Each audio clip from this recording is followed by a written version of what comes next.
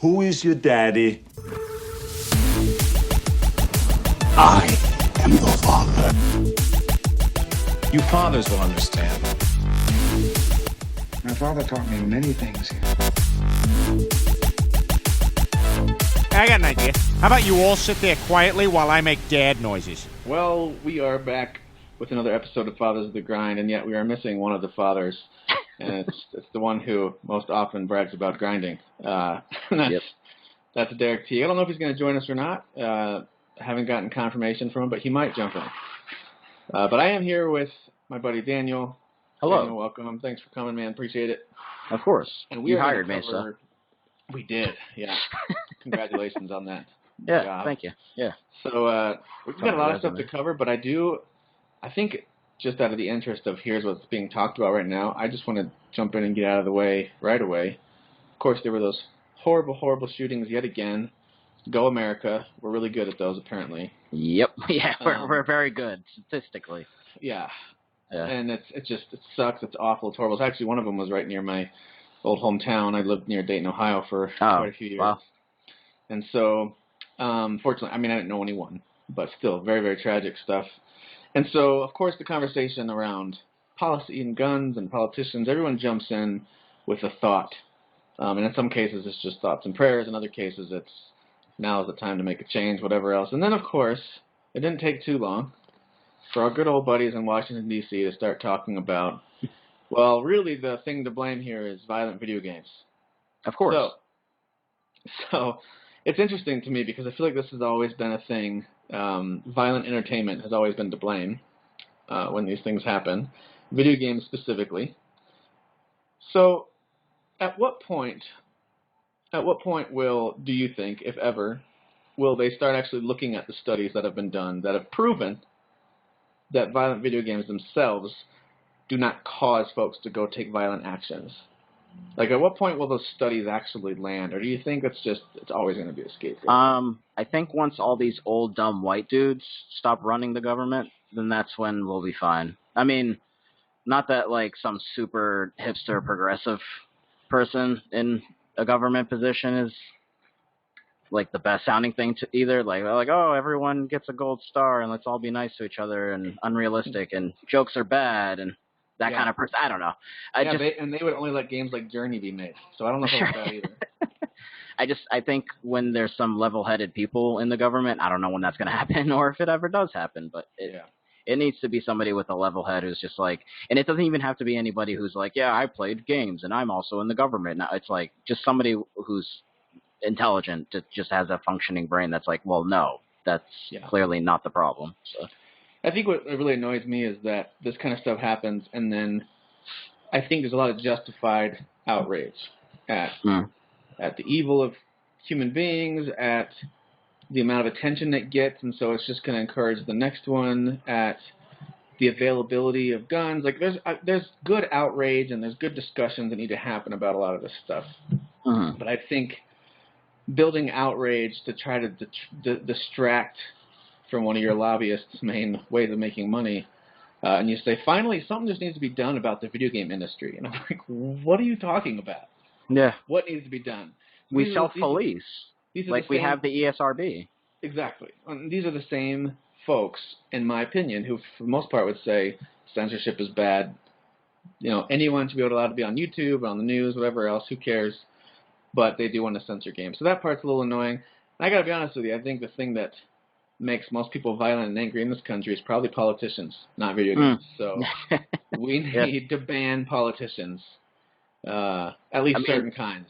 It's a tale as old as time, Tim, because, in the 90s we had Columbine, and that was all Marilyn Manson's fault. All his fault. The music, and the Insane Clown Posse and all this stuff. Yes, the Insane Clown Posse, yeah. So, pretty much it's always some art form's fault for some maniac to pick up a thing that fires a thing at a person that takes their life. So it's clearly the art's fault. So here's what I think as far as, do video games and any other art forms, can they influence folks? Absolutely. That's what makes art so powerful and so awesome, is it can absolutely influence people. But to say that, I think there are certain people who already have mentally unstable and they're really struggling mentally, and the fact that they already also enjoy something like video games or a certain type of music, it doesn't necessarily mean that thing is a cause. Now, I will say this. I think overexposure to just about anything is probably unhealthy. So Sure. if you only listen to the same message over and over and over again in a certain type of song, if you only play video games 16 hours a day, every day, and that's all you do, and you don't have real social interaction, like those things are very unhealthy, and for someone who's already got mental problems, I think that could be an issue. And so, but I think that's broader than just video games. That's, you know, people who just sit and binge watch Netflix, people who just work out all the time and they're obsessed with, if you're obsessed with anything and overexposed to anything, I think that's a problem. So, yeah. I do think video games are one of those things. You can get easily addicted to video games. Absolutely. People are crazy. We're involved with foster care out in the state, and there was a family who lost custody of their kids because they just failed to take care of them because they were both hooked on some online MMO. Yeah. On an MMO? Wow. Okay. Yeah, they just played it together all the time and never stopped, and their kids were neglected. So there's certainly unhealthy levels of that. Don't get me wrong, but to say that violent video games cause this, I think, is pretty foolish. It's a pretty foolish take. Well, I mean, even look at the fact that, okay, so, I mean, are video games only available in the United States? No. They're available in other countries. Do other countries have as many of these mass shootings as we do? No. So, I mean, there's that. What does America have more readily available than most of the countries? Yeah. I can't think of anything, so I don't know what it is. Or quantity-wise, more than actual people that live here, that actually exist here. I can't think of anything. So yeah, no, not at all. It's a mystery. It's a mystery. Yeah. Well, it is certainly tragic. It sucks, and I think it's pretty crappy to use any tragedy to further some sort of agenda or to try to cover up for those who are really heavily funding your party and anything like that. I think it's all pretty crappy because it's pretty clear it's not the people you care about, it's the power. So that all really sucks. It's one of those rare moments where, as much as the video game industry and all of their white knight SJW kind of super liberal side really annoys me these days. Sure. This is one area where I think we kind of unite as people who love video games and love it as an art form, and we all look at whoever says that and says, you're an idiot. Like, look at the studies, look at the data. If you want to have a conversation, sure, but video games should just be a small part of that. Anyway. It's mental illness / somebody just being evil right down to their core. Absolutely. It's not just I picked up a game that has shooting in it, and now I think I just kind of want to do that in real life. So. Well, what's really great is that I think Walmart, super, super smart. They decided, let's stop advertising for our violent video games, but let's continue to sell our actual weapons. Really, really smart. Great take. Yeah, no, absolutely. Absolutely. So, holy crap, it really started raining here. Yeah, I can actually kind of hear it. Can you? Yeah, just a little bit. It's soothing. It's nice. All right. Well, if you have pause to go to the bathroom at some point, let me know. It fits the solemn tone of the conversation. Yeah, it does. Dude, it's really coming down up there. Yeah. Now we just need some violin music or something. Let's stop talking about death and destruction and idiot politicians. We'll cover that when EA releases Election 2020. I can't wait for that edition. I'm sure they'll be some sort of. They should have a sports game like that. Yeah, they'll have a season pass for that though. And then they can, at the beginning, it can be like, do you want to collude with Russians or no? You know, you can click yes or no, all that kind of stuff. It'll be great. Is Putin an unlockable character? Is he like or the final boss, and then you unlock him? Yeah. He's DLC. Yeah, sure. You have to use Russian currency. I don't know what they have there. They use human heads as their currency. Okay, there you go. Yes. All right, well, on to actual video game stuff. Let's get away from that topic. Blech. Hey, at least it's not Rocket League and women's pay equality, right? You're welcome, Other Teague.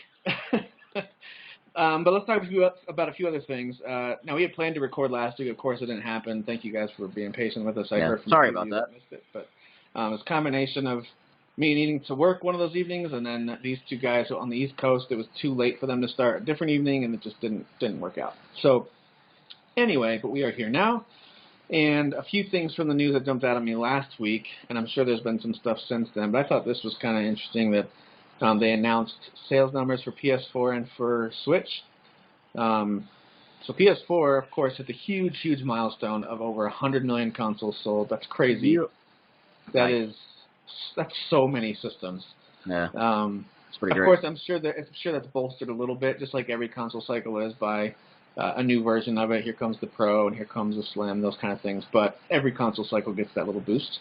Yeah. So PS4 doing really well. Apparently not as well as they had hoped. I guess they wanted to be a little farther ahead. But I guess the PS5 reveal and details that have been coming out have slowed sales more than they anticipated.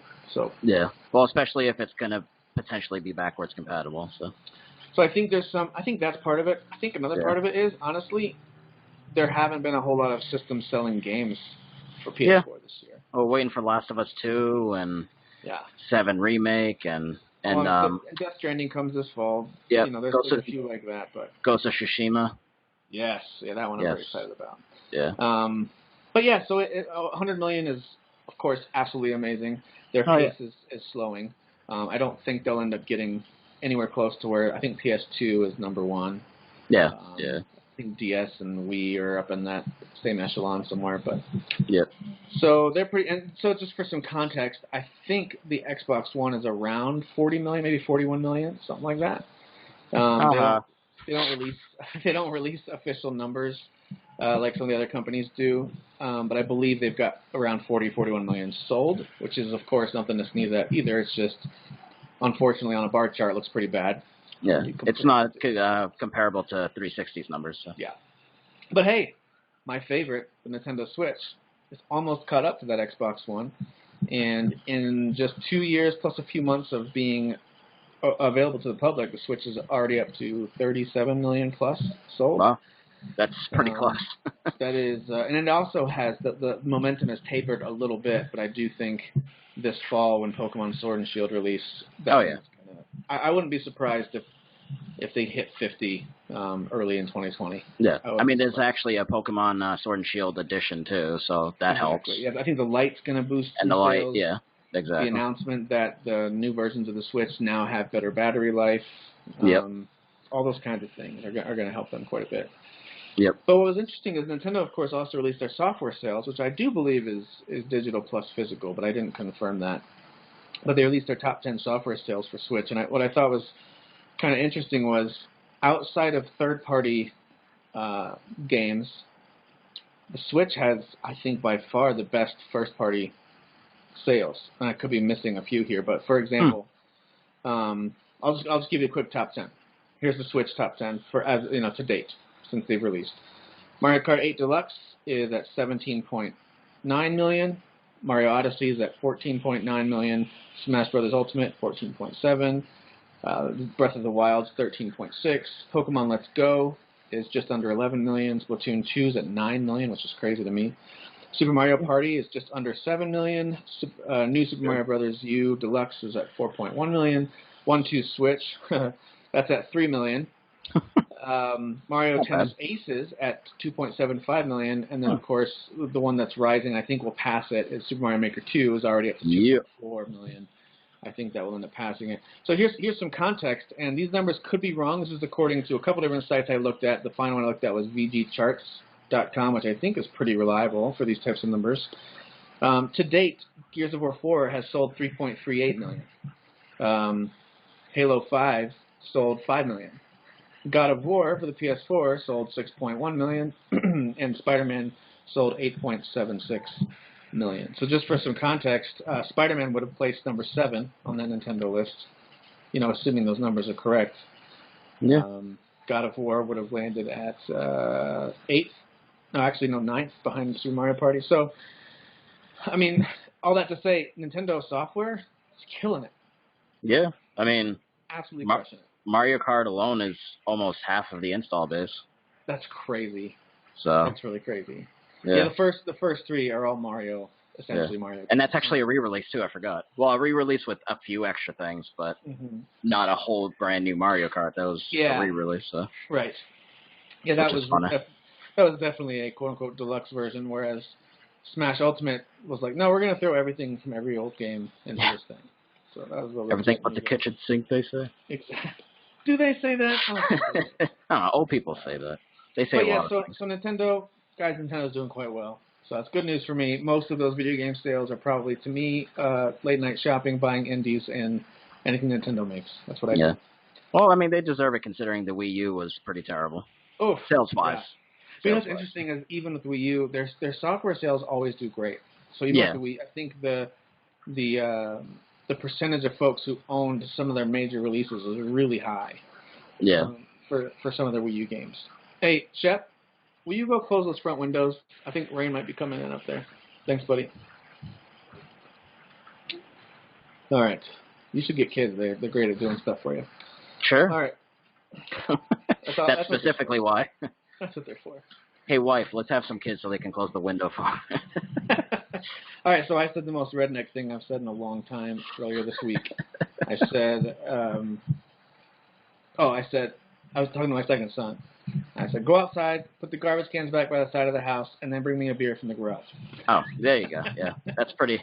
Yep, that was one of the most redneck things I'd ever said. I was one step away from being like, and then set up the lawn chairs for me. I'm coming outside. That's right. Yeah. Then you jumped on the ride-on lawnmower, shirtless, with the beer. That's right. Yep. All right, so I know you're a big fan or former big fan of Beyond. So this is going to sound like I'm talking about Podcast Beyond, but I'm not. Beyond. I'm actually talking about the newest free update for No Man's Sky called No Beyond. Man's Trash, as Derek would say. No Man's Trash. Yeah. It drops, I think, later this month. I want to say it's like August 23rd or something like that. But yeah, it's I pretty think soon. It drops later this month. It's going to allow a full VR experience for that entire game on PS4, of course, and anywhere else that you might have VR. It's going to have additional online multiplayer elements to it and a bunch of other stuff they're including. So good on them for sticking with this, man. I mean, that was, to me, that's a case of a game that came under fire more than most games I can think of in history. Yeah, people were furious about that game. That game really went through it, and in some cases for good reason. They expected some things that weren't there.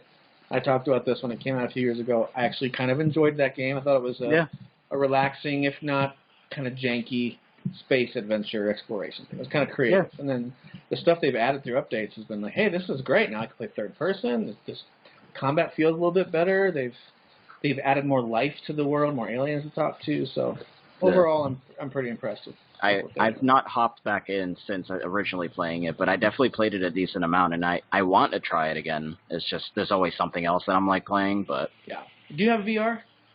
No. I'm definitely one of those. It depends on the situation, how stable it is, that it just doesn't work for me. I get queasy. Gotcha. So, yeah. Unfortunately. You're not a real Sony fan, but whatever. No, I'm not. Yeah. I'm false. I'm just a false fan. Or a fake fan, as Jesse and Mark would say. Yeah. Stupid jerks. Well, speaking of the Switch and all their success, one company does not care about their success, and that company is Electronic Arts. EA is not putting anything on the Switch outside of a handful of indies like Faye or FIFA Soccer. That's pretty much all they'll put on there. Because, and here was their reasoning, gamers don't want our games on the Switch. Sure. Okay. People have been asking for sports games for years on the go. I know. And they basically just said, we've got data that shows that gamers would rather play our games on other consoles. Yeah. That sounds like a little bit of a chicken and egg thing where it's like, listen, our data shows that people just don't play our games on the Switch. And it's like, well, you don't put your games on the Switch. So, right. They don't play your games on the Switch. Where's the data that you guys aren't seeing of we all hate you? Where's that data? Where's the hate data? Yeah, where's the go to hell data? As a big-time football fan, I would 100% play Madden on the Switch. I love the idea of playing on the couch while other stuff's on the TV. I would give Star Wars Battlefront potentially even a shot if they brought that series over to the Switch, if they were able to make that work. Again, I understand these would have to be down-resed. I totally get it. The system's not as powerful as modern consoles. But if you get the right development partner, someone like Panic Button, they know how to deliver a pretty good version of a game on the Switch. Or Bluepoint, right? Is it Bluepoint? Yep. So anyway, I don't think it's going to happen, though. EA does not seem to be willing at this point to dive in. And I'm not sure what else they need. I mean, this system has been selling. It's just under 20 million per year so far. Yeah. That's crazy. They're a bunch of dopes. Yep. They're just like our government. Yeah. It's Hunting not a joke. video game's fault that EA won't do this. Yeah, absolutely.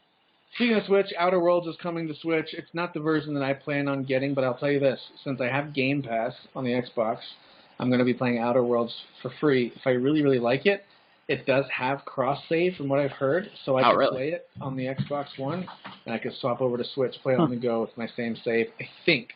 I might have misread cool. that, but when I saw that, I was like, dude, that's pretty good motivation to get on both. Yeah. Yeah, I'll put it on. Put the speaker on here. You know what? You take it. They like to use my phone to listen to stuff as they go to sleep. Ah, okay. There you go. I mean, that would have to be at the server level, right? Because it's, different systems. So. Yes, yeah. I imagine this is an Obsidian thing where they've gotten these two platforms to play nice. So yeah. Again, I'm not positive on the cross-play with Switch, but I know there's certainly cross-saves. I mean, between Xbox and PC. I'm pretty sure that they said Switch is going to be included. If that's the case, brilliant move by Nintendo to make sure that they did their part to make that happen. Really great move by Xbox too, to kind of team up on this one if that's the case. Yeah, that's pretty cool. And hey, don't worry, no delays coming for games like Control and Borderlands 3. They've both gone gold, so they are on their way. Control, I think, end of this month, and then Borderlands 3 September 13th. Was it 13th or 10th? Whatever, second week of September. I'm excited for Control. I just don't know if I'm going to pick it up immediately, but that's definitely one that I'm like, I absolutely want. I'll pay the $60. I just might have to wait a couple weeks, but. Yeah, no, I'm definitely going to get it. It's one that Derek and I are going. We're going halvesies on that one. That's so cute. We'll give it a try and let you know what we think. Borderlands 3, of course, is a no-brainer. Can't wait for that one. That looks so good. Yeah. And even if it was like, hey, this is literally just Borderlands 2 and it just looks a little prettier, awesome. I'm in. I love that game. Yeah.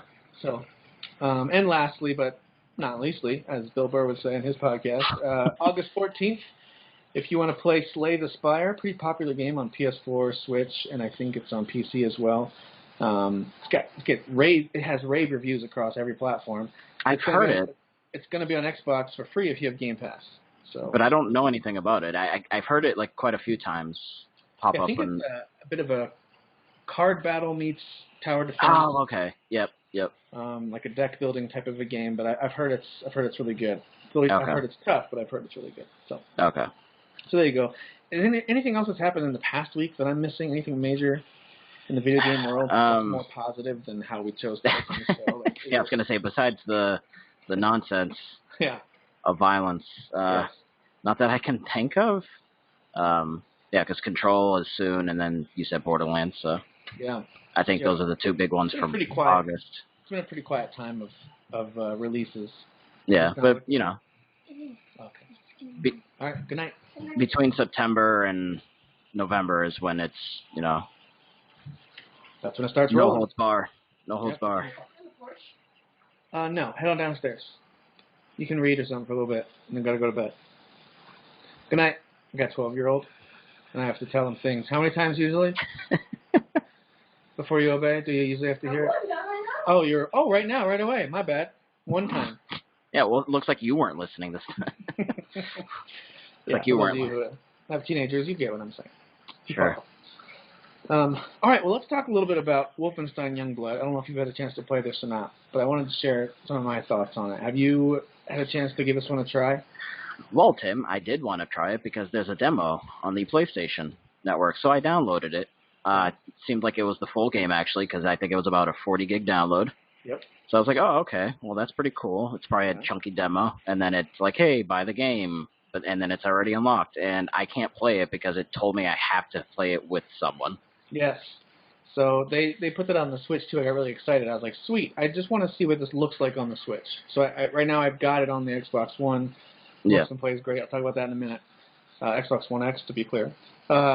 But I was like, hey, I just want to see the difference on the Switch because I've heard that get ragged pretty hard, and I never did try Doom on the Switch, and I just want to see what does it look and feel like compared to a big screen console. So I downloaded the same one you're talking about, got really excited. I was at least going to try the first level, or I figured it was a timed demo or something.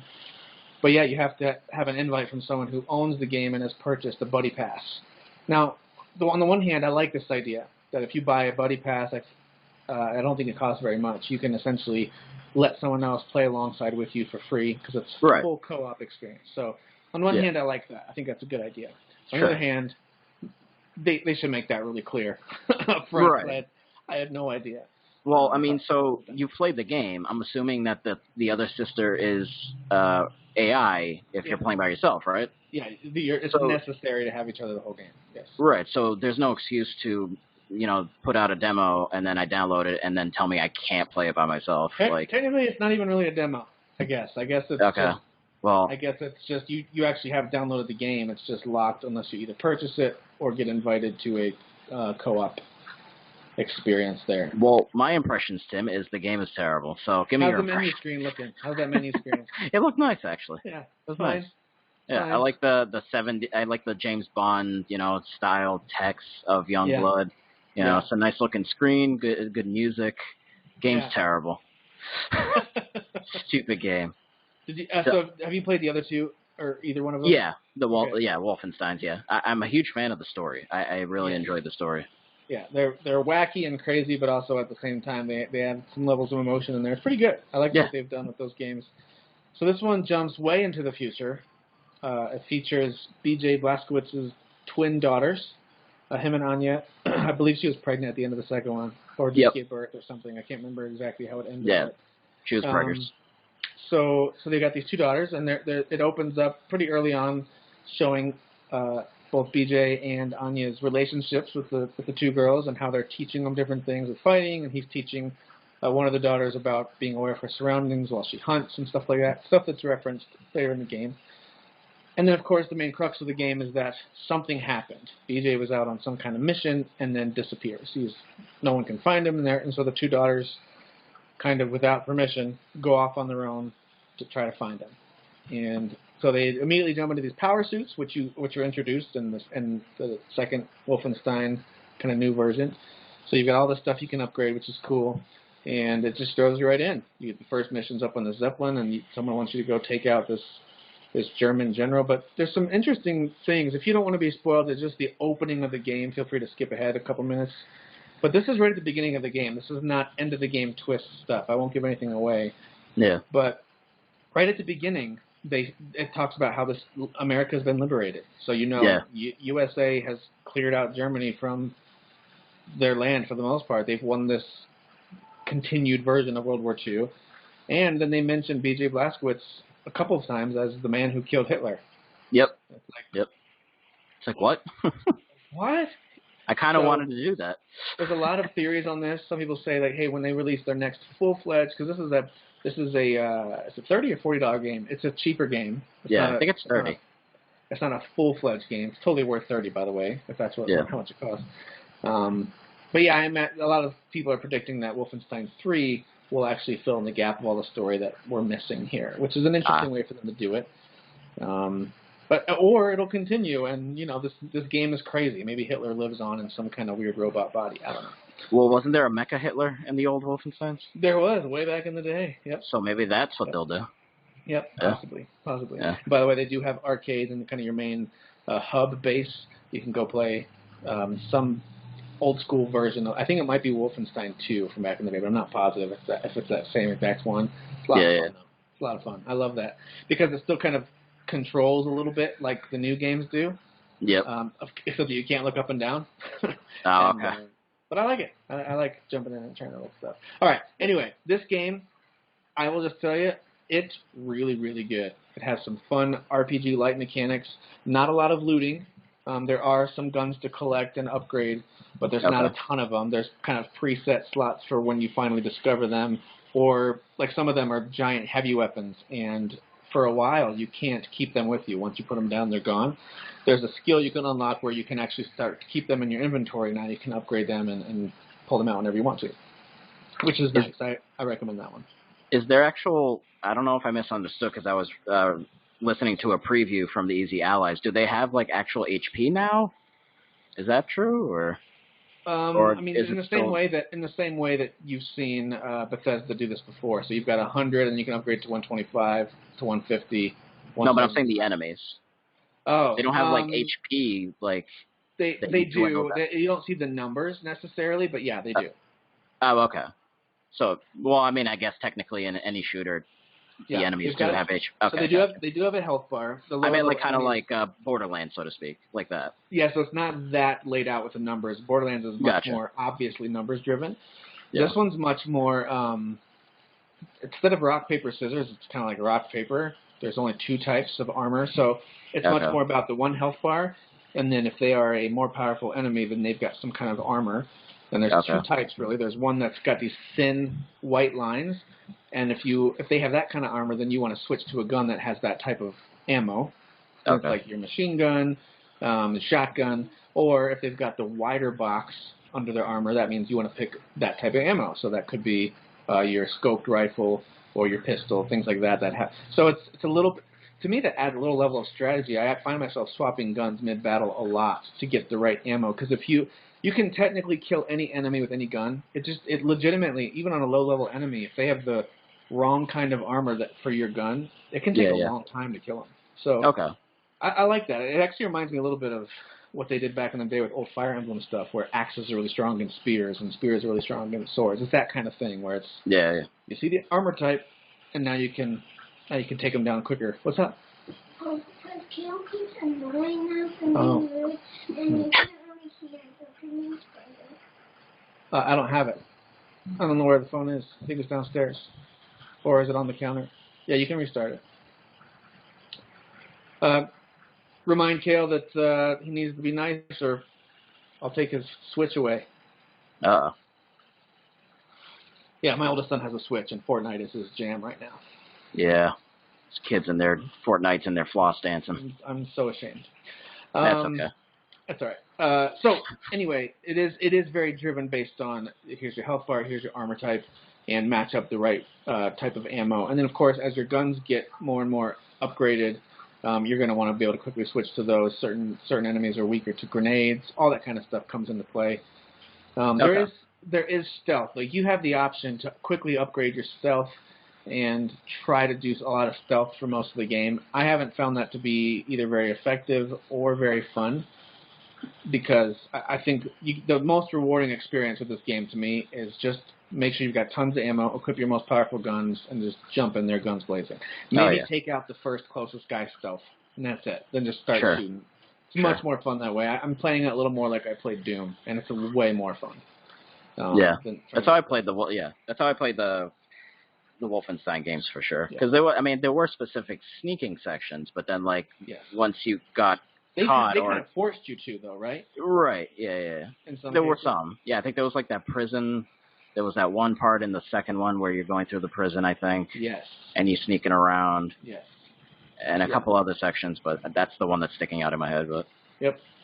Yeah. So this one, as far as I can tell, I have not had a moment where they force you to play one way or the other. You can stealth or you can power through. Of course, some boss battles you have to just unleash. So, but I find it much more satisfying, much more fun to just run through and use your special abilities and all. And there's not a ton of special abilities, but to run through and do what you can to take everybody out. And if you start to feel overwhelmed, turn on your cloaking, because both characters have cloaking out of the gate.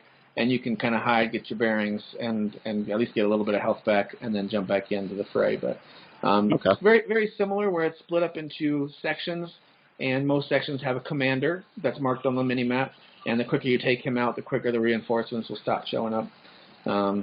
Very, very similar to some of those other ones. I do find it to be challenging, but not nearly as tough as the other 2 games. I thought those 2 were pretty tough. I thought they were pretty tough games. There's not a lot of story stuff popping up in the middle of it, right? That's what I was kind of hearing. It's like in the beginning there's some stuff, and then at the end there's some stuff, and in the middle it's just mostly playing. Yeah, for the most part in the middle you're relying completely on just listening to conversations between the sisters.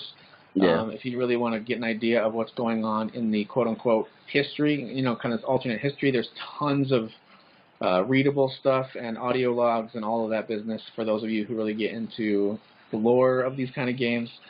I'm a little disappointed they didn't take more opportunities to connect us with what BJ means to his daughters. I wish they had maybe a few more flashbacks to show something they learned from him, and then boom, you go use it in a battle, or at least just a sweet moment here or there that kind of makes you go like, oh yeah, these girls are desperate to find their dad. It's all very lighthearted and silly and kind of crazy. You get to experience their first kill right at the beginning of the game.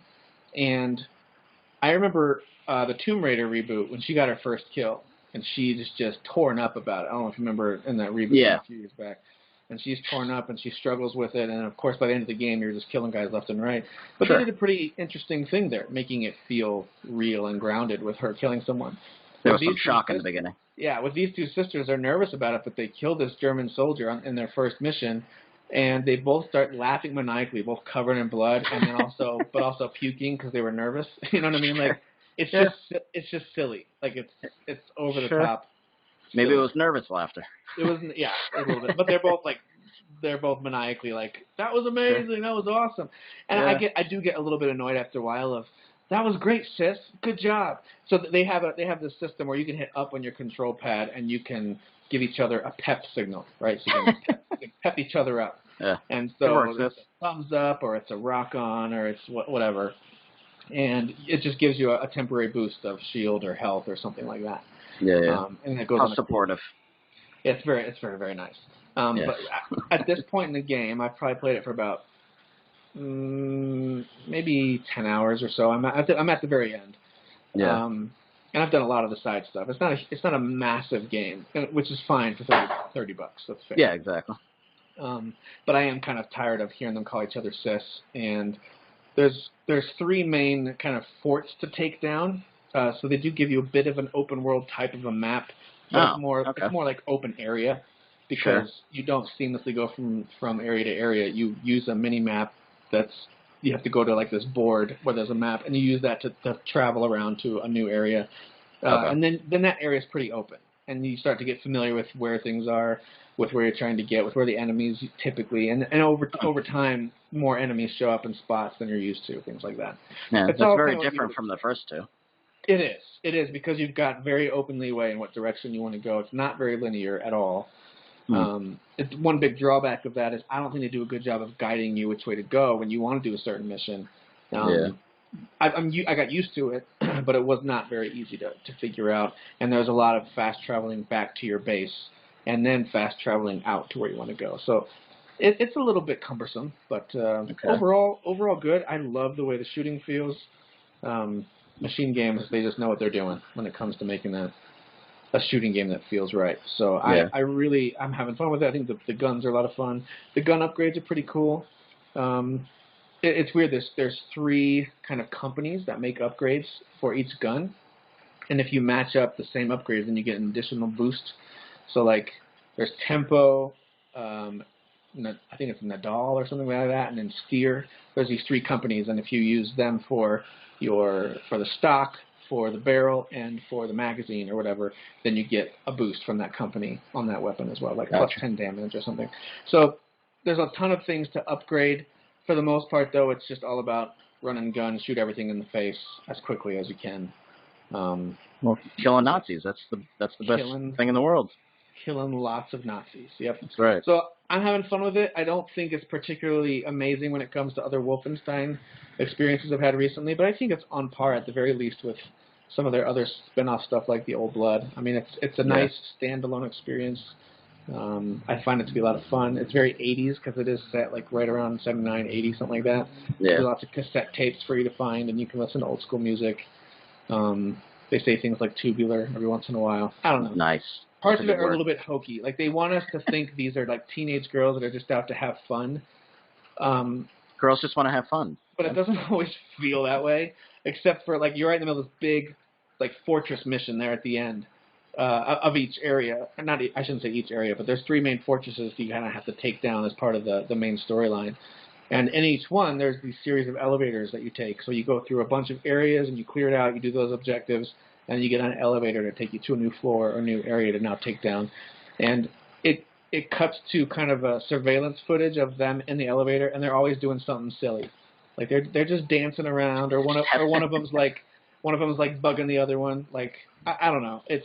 I think they're Girls trying. just wanna have fun. They should totally play that. Yeah, that would make the most sense. They're trying to add this level of like humanity and make it charming, and it's Sure. not necessarily working for me. But I mean, how old are they in this game? Like when you're playing as them? They're somewhere in the 18 to 20 range. I'm not totally positive. That makes sense. I didn't keep track of the years because they do give you the years, so I'm sure there's a correct answer to that. But yeah, I mean, they're basically like college girls. Like they're not fully grown up yet and mature, but they are adult enough to like wear these power suits and take down bad guys. You know. Yeah. So I'm having a blast with it. I think it's a very good game. I would put it, at least right now, somewhere in that same realm of Rage 2, where it's a lot of fun, but it certainly does get redundant, and I think I'm ready for it to wrap up. Yeah. So I am curious to see like what happened, because you're right, from the stuff that you've heard, there really is no story development. Outside of a few things mentioned in audio conversations, I have no idea. I totally have forgotten now why I'm taking down these 3 towers that are called Brother Towers. I've totally forgotten that. And I'm like, oh yeah, we're supposed to be looking for our dad. So I kind of forget like what's happening and why.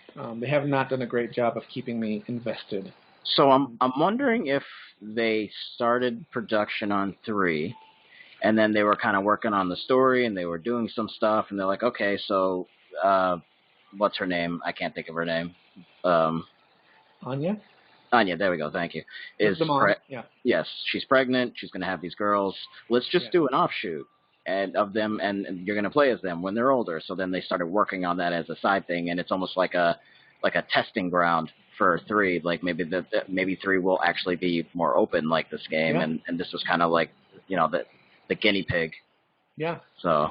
Yeah, it's an interesting step towards something more like Borderlands, but it certainly does not have the loot elements, nor does it have really a full RPG upgrade feel like something like Borderlands has. Much more in terms of upgrades. This does have 3 main kind of groupings of upgrades, but I'll be honest, some of them don't make sense. So there's mind, muscle, and power, and the way that they're grouped doesn't make a lot of sense to me, but you can upgrade everything from health to shields to how long your cloak lasts to how far away you have to be to pick up things on the ground and all that kind of stuff.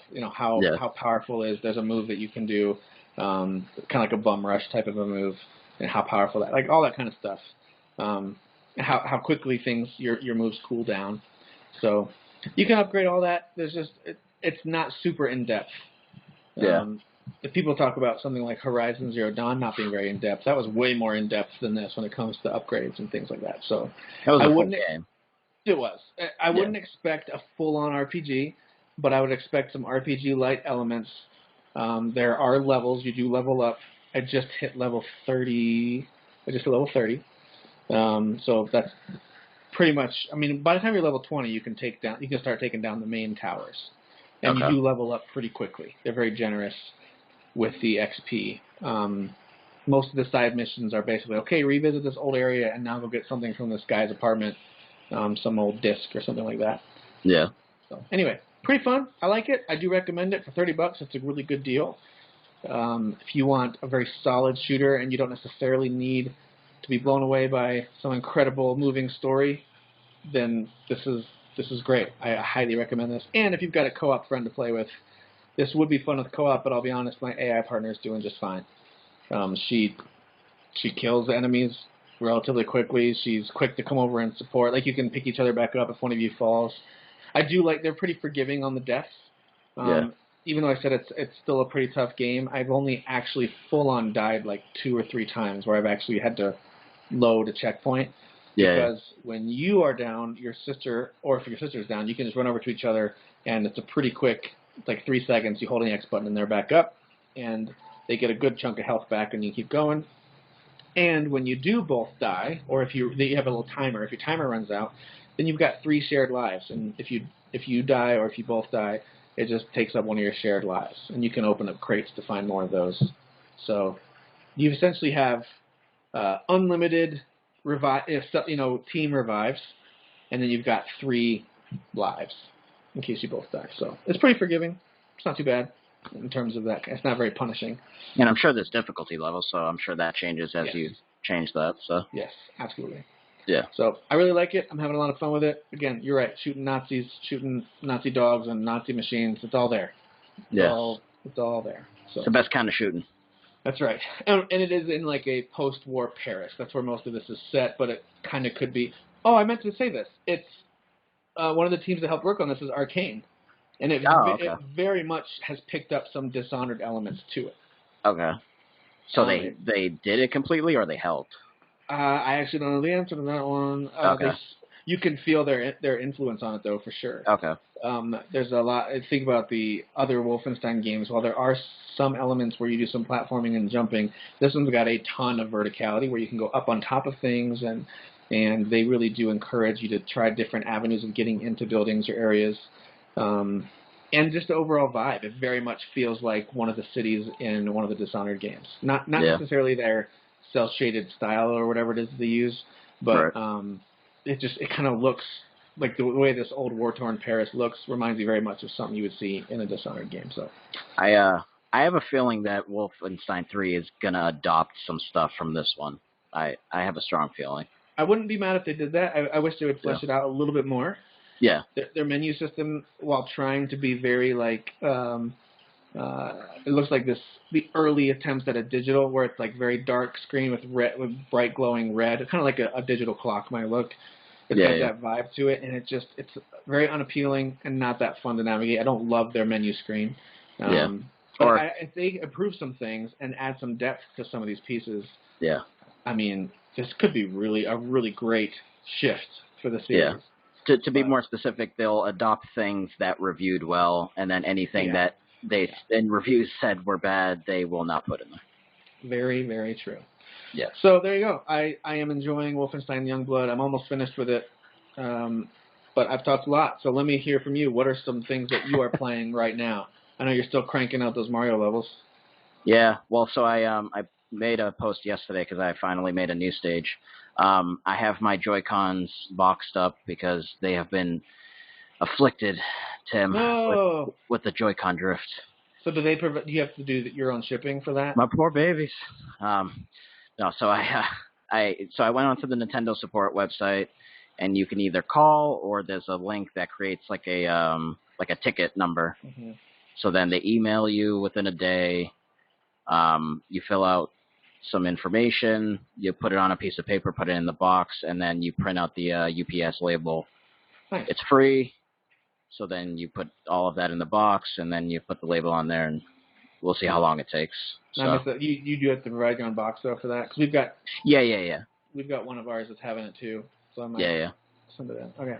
Yeah, we order stuff from Amazon, so I had a box lying around. Yeah, that's true. So I just threw that in there. Okay. So yeah, I had to go out and buy a couple of new Joy-Cons, which is fine because I kind of wanted to do that for a while, so I could have two pairs, in case you need to do some Super Mario Party action for people. Yeah, you're like the people in the commercial that go to a party and pull out the Switch, and everyone's like, "Awesome, man!" and they all gather around, which would never happen. No, we're all at an end table, and the screen is on the end table, and four of us are on that, and just surrounding the small screen.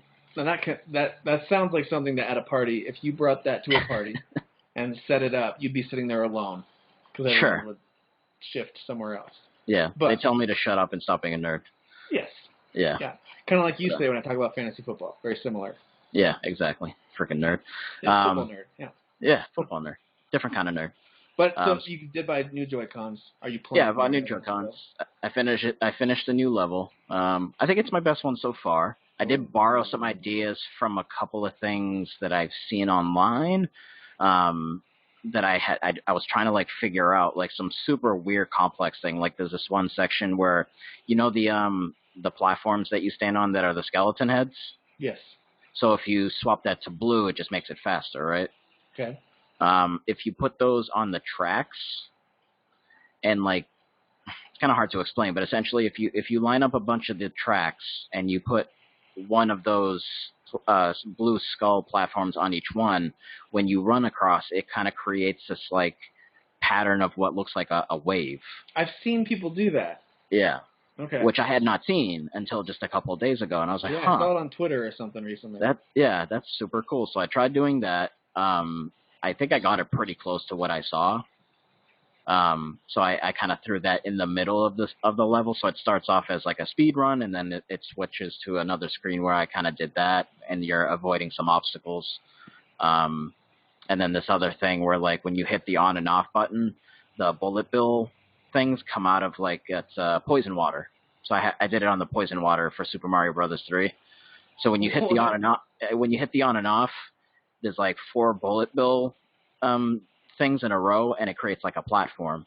So when you hit on and off, they rise and sink. So there's That's awesome. 2 different platforms. Yeah, it's this whole freaking treadmill contraption that you build under the poison water. It's super complicated. I had to look it up. I needed like a screenshot of it, but it's awesome. Yeah, so that was this pretty is cool. all incorporated in your new level. Yeah. Right. So I kind of like took that all together, an amalgamation of nonsense, and I made a new level. So it's pretty cool. Nice. But so playing a bit of that. But I actually started Tales of Vesperia. Ooh. So on what system are you playing that? For PS4. Okay. So back in the day when that first came out, I worked at GameStop, and I didn't have an Xbox 360. So one of my coworkers was super into the Tales series, and I just would be like angry at him for being able to play this new Tales game because it looked good. But I was like, I'm not buying an Xbox. I'm just not doing it. Like, I'm sorry, it's just not happening. But I was always just, I got you. Yeah, I was always so mad that it never came out. Well, actually, I'll take that back. It did come out on the PlayStation 3 in Japan. Ooh. So it never came out here in the States until recently on the PS4. Yeah, that doesn't always make sense to me because there is a translated version of that game available. I don't get that, exactly. It was really stupid. But it's fine. All is forgiven because now it's on the PlayStation 4. There you go. So I'm a couple hours in. I thought that was out on like Switch and on Xbox and PC. Isn't it everywhere?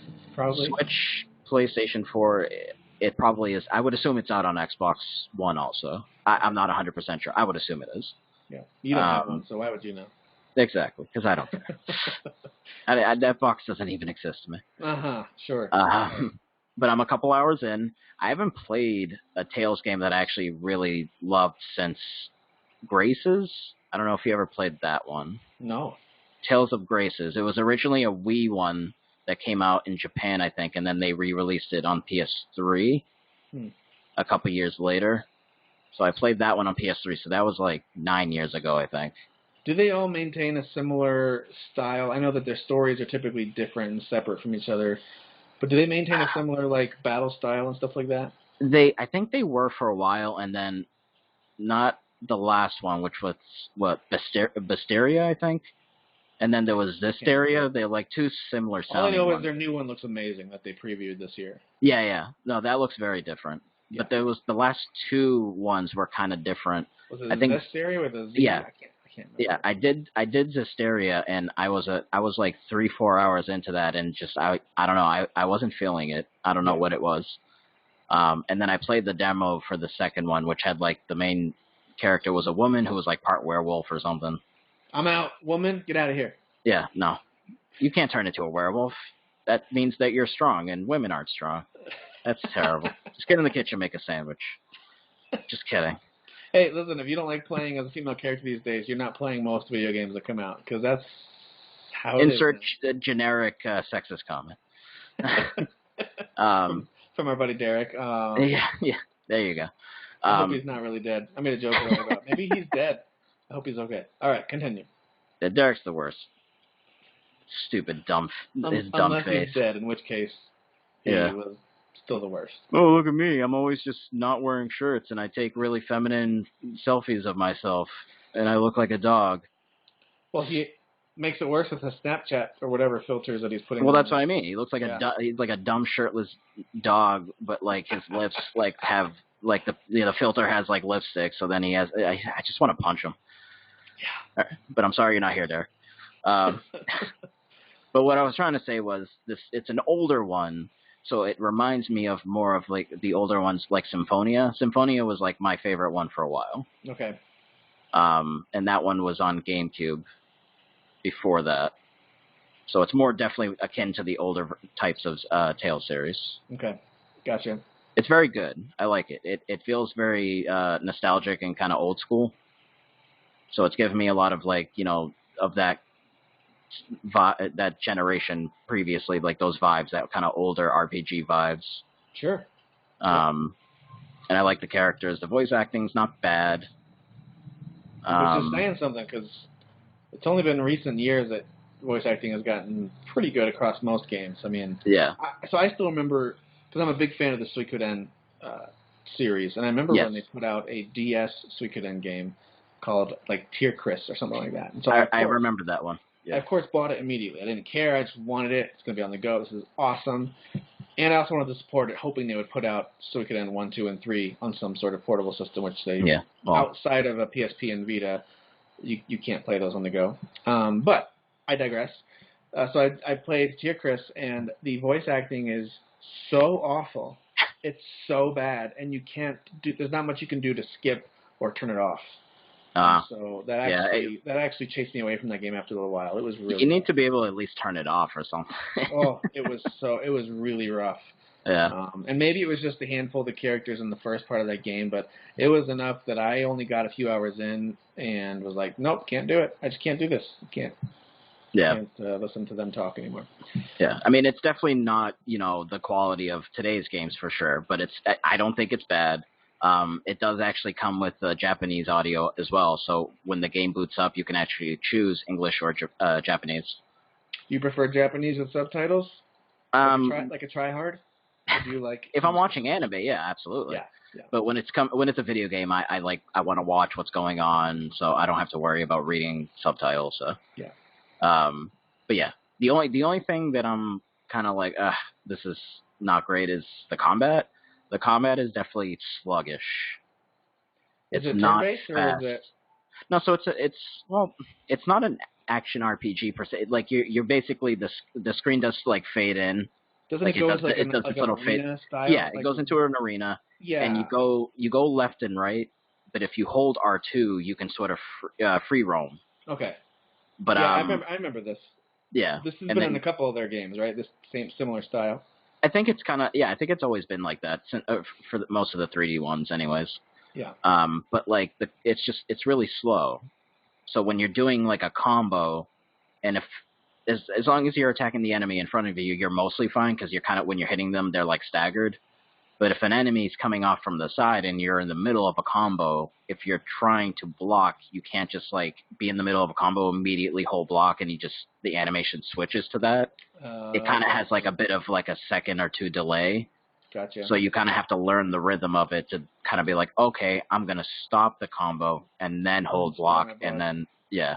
So it's a little tough. Interesting because there's so many action RPG games out there that handle that kind of stuff so well. Yeah. I can see that being a little bit of an annoyance there. But other than those little moments, overall, you'd still recommend this to folks who are interested in it? Yeah, because that being said, like, all that aside, like, it was mostly an issue in the beginning of the game, but with... now you're used to it. With a full party, you have your other teammates that are kind of hitting all the other enemies anyways. So now it's actually too easy. Because they're hitting everyone, and then I'm kind of free roaming and sneaking behind enemies, and then I'm hitting them, so... I think with the full party, it's mostly fine, at least for now. I'm probably about 3-4 hours in, so it hasn't, like, hit some weird difficulty spike, but... So when you go back to a game like this, remind me, you said you haven't played this one before, or you have? Yeah, no, not at all. Okay, so this is your first time through it, so maybe this question doesn't really apply as much, but is this the kind of thing that's in between, you're waiting for the newer stuff to come out, and you'll probably drop it as soon as something comes out, or is this the kind of thing like, hey, I haven't played it before, and I love this series, you're probably going to see it through all the way to the end? It's tough for me because my thing is when I start a game, I usually finish it. I have a hard time like stopping something, especially in RPG. That was such a humble brag. I usually follow through on what I commit to. Well, I can't help it because like I guess maybe it's because I have a really terrible memory. And when it comes to RPGs, it's very story heavy. I don't want to be like 20 hours in and then like not play it for a month or two, and then I jump back in. I'm like, I have no idea what's going on. And I don't want to read through like the journal or whatever it is. Like, so yeah, I tend to kind of just I go from beginning to end unless I'm just legitimately not enjoying the game, which doesn't happen too often. Yeah. But no, that makes sense. Yeah. I know it's easier for me to fall off of those games that are on the backlog, and I finally get around to them. And for me, those are the easier ones to kind of. I don't purposefully say I'm done playing this. Yeah. I also start playing something else, and next thing I know, it's been a few weeks, and I'm like, oh yeah, I forgot to go back to that game. That usually happens to those games that I finally addressed on the backlog there, and I end up just leaving them there. But yeah, It's definitely happened to me, like, sometimes. Like, the more recent one I can think of was when Horizon Zero Dawn and Breath of the Wild had come out around the same time. Yep. So I was struggling going back to Horizon because Breath of the Wild was amazing. Yeah. And you can climb everything. Which one did you go to first? Because obviously Horizon came out first. Yeah, it was Horizon first, yeah. So I did Horizon for a couple days, loved it, still loved it even when I came back to it. But as soon as Zelda dropped, I dropped everything and just played Zelda because that's all I wanted to play. Yeah. And then when I did go back to Horizon, I'm with you. There was an adjustment. Yeah, for sure. There was certainly an adjustment. But. And it's blasphemous, but I actually haven't even finished Breath of the Wild. Yeah, but that's a game that it totally makes sense that people wouldn't finish. It's like, yeah, sorry, I just spent all my time exploring and finding new stuff. Yeah. And it just, again, I finish games, Tim. I'm just, so I'm a liar. Yeah, I'm a liar. It, man. You got to go back and play it. I need to find the time. And speaking of a game that's going to take so much time for me to finish, I hope that I will, because I am right now loving it, and that's Fire Emblem Three Houses. This game is so good, Daniel. You've got to play this game. It is. You guys told me to do it last time, and I mean... It is so good. The story in it is really fascinating, interesting. I love the world they've got set up with the kingdoms and kind of this monastery or school that's right in the middle of these kingdoms that all the kingdoms send their kids there, a la Hogwarts for Harry Potter or something, and they all get trained up, and the battles are so much fun. And I kind of like that this time they do have the friendship or support system there, so you can build up. The better support you have, the more you help each other in battle. But they got rid of the romance options, which I actually find to be a good call. Those were they felt very forced, and honestly, you know how anime type stuff can be. Oh yeah, very, absolutely. Very awkward. They I forget which game it was. I want to say it was Fates, maybe. Fire Emblem Fates, where you could have these one-on-one sessions where they would come to your cottage or whatever else, and you would talk, and if you said the right thing to them, you could make them blush, but then like the touch screen would allow you to like pet their face or their hair or whatever, and they would like blush. It was so weird. Was there ever the anime blood squirting out of nose moments? No? Do you not know what I'm talking about? I do know what you're talking about. Okay. I don't know if there were in Fire Emblem or not. Right. But I didn't know if there was any awkward, like, booby-like moments where then the blood squirt out of it. No. Oh, not that type of moment, no. Okay. But there certainly are moments where it's like, wow, that was an interesting costume choice. I see. So there is some of that. But all that to say, they still do a good job with the support system. There's a ton of optional side conversations you can observe and listen to between all different characters, both your kind of mostly voiceless main character and all the other side characters. And I think they're very interesting. We talked about voice acting earlier. I think the voice acting in this is amazing. There might be a handful of them that are just okay, but most of them are really well acted. The characters are very strong and sometimes very stereotypical anime character personalities. You know, you've got the shy girl, the overconfident dude, and the really serious guy who just likes to fight. You know, they've got some of those tropes. But there are some interesting combos they put in there, too. And then the way they interact is very entertaining, very good. So I'm really, really digging Fire Emblem. I do think some of the little side stuff like fishing or cooking, you can do these little tea parties where you get to know them better. You can run little like fetch missions for them in your main hub area. None of those are so involved that they're annoying or get in the way, and they're all optional. I do them all because it does increase your professor level, and it gives you additional items, and it builds your relationship with the different characters. There's even little moments like there's a suggestion box, and every time you go over and talk to the counselor guy, he'll go, here are the 3 notes that came in. They'll ask a question. You have a few options to choose from. If they like it, your relationship goes up. If they don't, then it doesn't. So there's all these little things to check in that I'm kind of digging. But most of all, it's the combat system, man. The combat system is so fun. There's your starter classes, commoners or nobles, and then you go into your beginner classes where you start to fine-tune things a bit, like, hey, I want them to use a bow and arrow or a sword or an axe. And now I'm into the intermediate classes. Now it's opened up a lot more to, you know, I want them to be mounted, or I want them to really specialize in bows and arrows or in stealth, being a thief and things like that. So I'm into that level of it, and I'm really, really digging it. And I also, it's a weird decision. Fire Emblem has always had a rock, paper, scissors Yeah, I was going to ask style that. to the combat, like I mentioned earlier. It's totally gone. It's Hmm. completely gone. So if you've Interesting. got, in the past, if you had a swordsman, you could drop them right in the middle of a group of enemy axe users, and for the most part, you're going to dominate. They might land a few hits on you, but for the most part, you're going to dominate. And now it's not about that. It's all these other stats. You know, it has to do with their accuracy versus your avoidance and things like that. And so yeah, it doesn't really matter. Lance, axe, sword. There's no longer kind of that triangle rock paper scissors thing going Yeah, on. it's There more still just are, like the stats, like deep Yeah. RPG stats kind of stuff. Yep, and it's also I find it to be really beneficial to really plan out who you're going to place next to you or next to the enemy when you're about to attack. So if you want to make sure you team up on certain attacks and get their little boosts, then you want to make sure that your characters are aligned in a certain way, and then you start attacking, because then they'll start to support each other and boost each other up, which is pretty cool. See, that's interesting.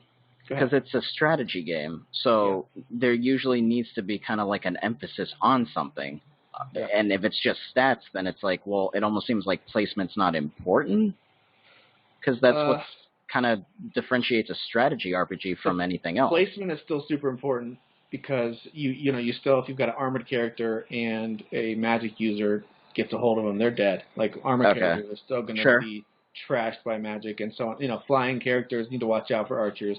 All of those types of weaknesses are still in place and completely make sense.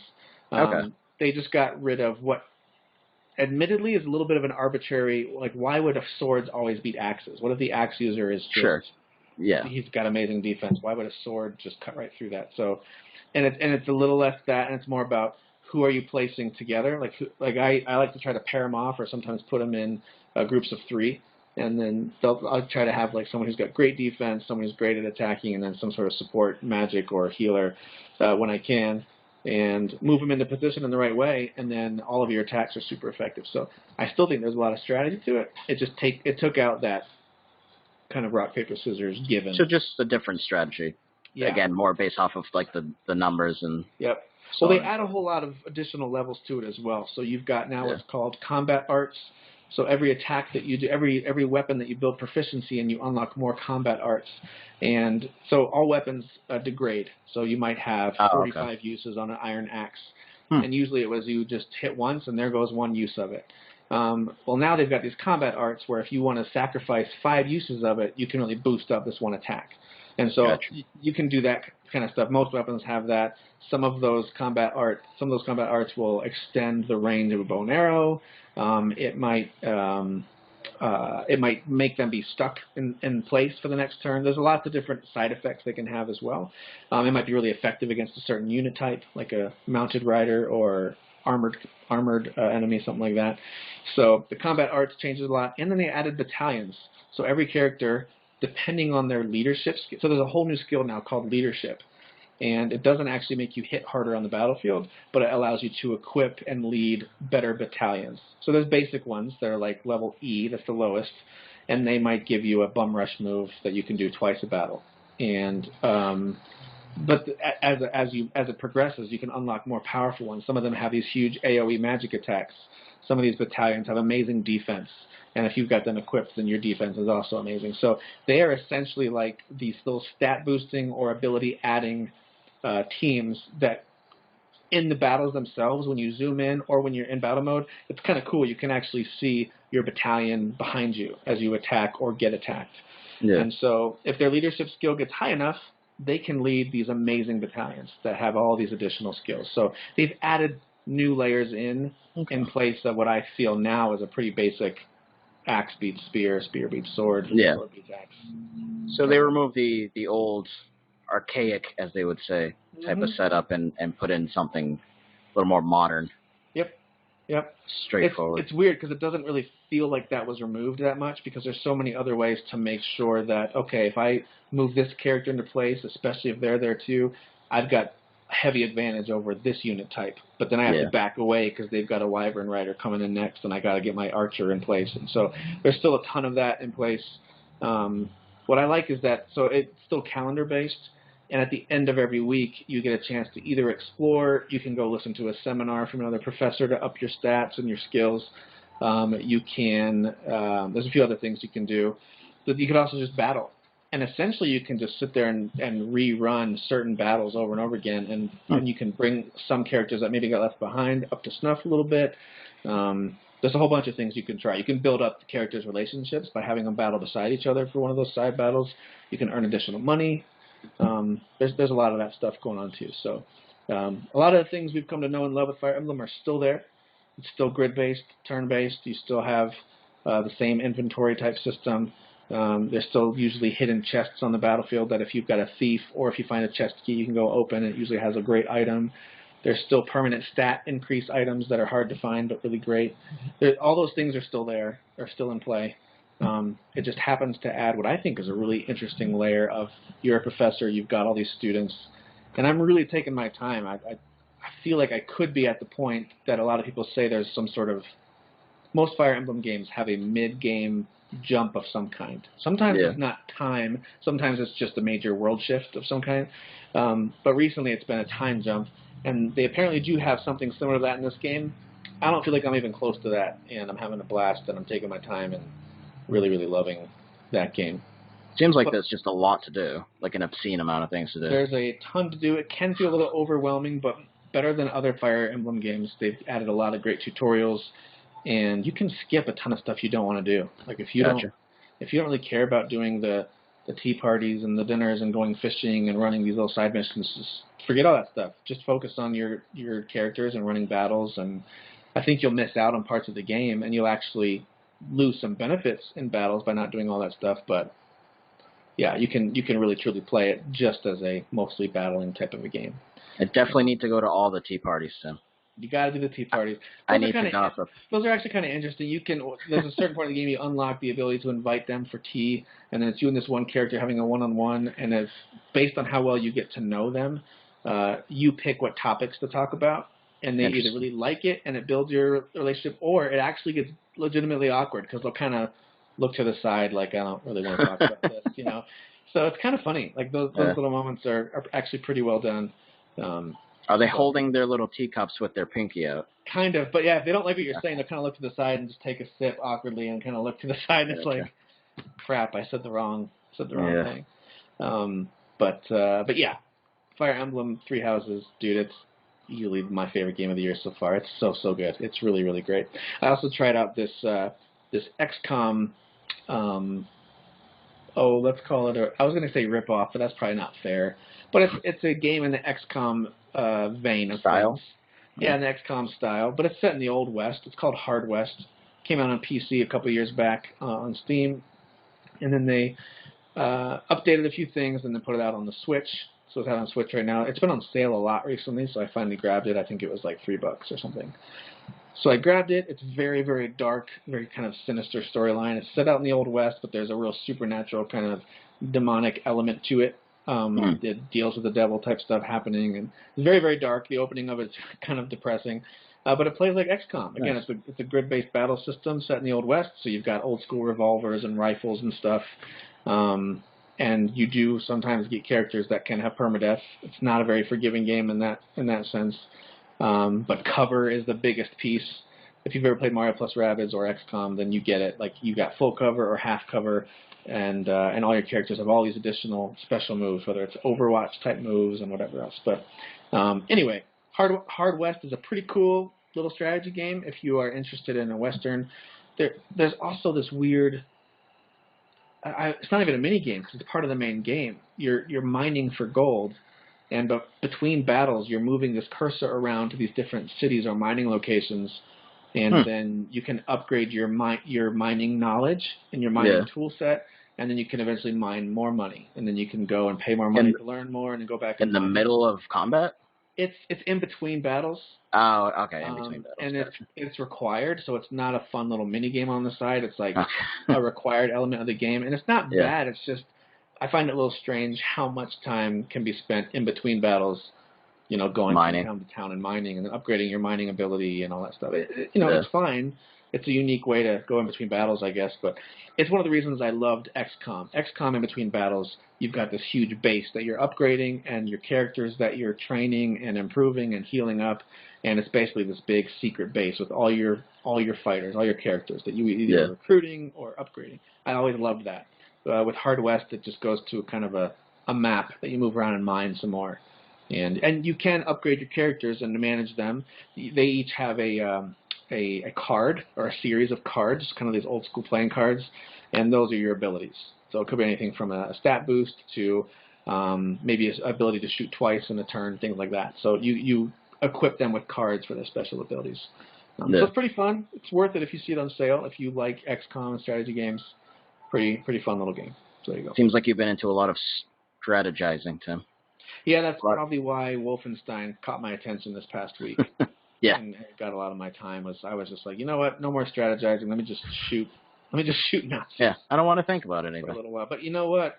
Of these 3 games I'm talking about, really only one of them isn't too violent. And so really that's the only one that should be allowed to be created and released. Yeah, well, of course. The other 2 should be ashamed of themselves and shouldn't be allowed to be made. So. And you're obviously a vile human being for playing them. Obviously. You're a terrible person. You're a terrible person. Yes. I know it's hard. I know you got a dark sense of humor. It's hard when something horrible like this happens, and then I would in no way make light of what happened to those people or what that person is clearly like. All that stuff is very heavy and very outside of my wheelhouse of being able to speak about with any kind of clarity or authority. But when someone starts to say something stupid, especially if that someone happens to be in the Oval Office, about an entire industry of entertainment, like, well, this must be the issue. And it's like, oh, my word. I mean, the jokes and the jabs are obviously directed at those people and not correct anyone who was harmed or, Absolutely. Will be harmed and has been harmed and so on and so forth. Well, Dan, thanks for taking time to hang out and talk this week. Make sure you got to get Fire Emblem, man. You will thank me later. It is so good. Don't worry about any of the old Fire Emblem games. Just get this one. This is... You and Derek can buy it for me, like my dads. You guys can just be my dads and bring me to the store, to GameStop. Like, hey, dads, can you buy me a game?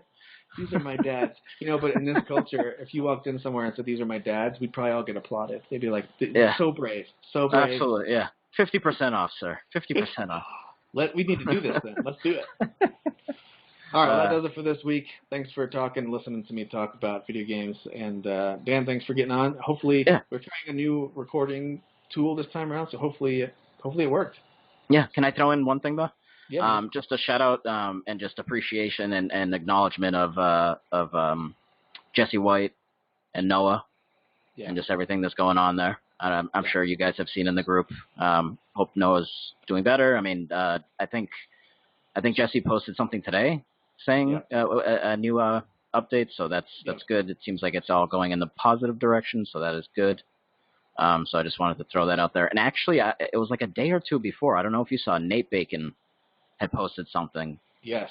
Some stuff going on, and and I'm not going to go into details about either one, but I just wanted to also just kind of be like, hey Nate, still thinking about you and what's going on there. So just acknowledgement and hope everything's good with everyone.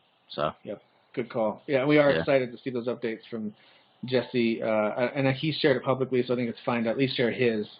Good call on the Nate one too, though. Yeah, we need to. I'm still thinking about what's going on with his family, but so Noah serves in our military, so we're of course super appreciative of him doing that. And then in training was pretty badly injured and is still recovering from that. But I know there's been daily improvement, and there's still some pretty good long-term hope there and prognosis there for him as well. So. Very hopeful, very excited to hear positive things coming out of that, but that can't be easy for anyone involved. So just, Jesse, you and Noah, take it easy, man, and get better quickly. Absolutely. So, all right. Thanks, Dan. We'll talk to you later, man. All right, buddy. Peace. See ya. Who is your daddy? I am the father. You fathers will understand. My father taught me many things. I got an idea. How about you all sit there quietly while I make dad noises?